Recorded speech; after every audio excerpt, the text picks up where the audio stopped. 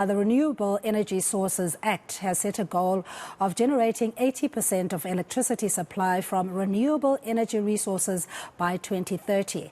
The Environmental Law Association of South Africa's 2023 Student Conference recently held a symposium on the amended German Electricity Act of 2023. And joining me is Ayanda Dube, Associate Attorney at Warburton Attorneys Inc, to discuss what youth are looking for in political parties and what we can learn from international best practices. Ayanda, thank you so much for joining us, and good afternoon to you. So as an associate attorney, how do I refer to you? How do I address you? Well, technically a legal practitioner, but even associate attorney still fits because that's what we are. Yes, so we are in the full throttle of the election process, with many young people saying this is going to be a milestone, not only in the sense of shifting the country's trajectory. This is going to be our new 1994. Your views?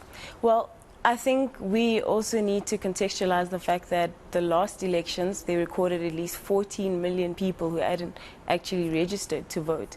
So it is actually a big change, and it's time for the youth more than anything, which is technically their second election now, to take part and actually make a difference and say which government, which party they want ruling and running their country. Because at the end of the day, we're tomorrow's leaders, well, right, even today's leaders.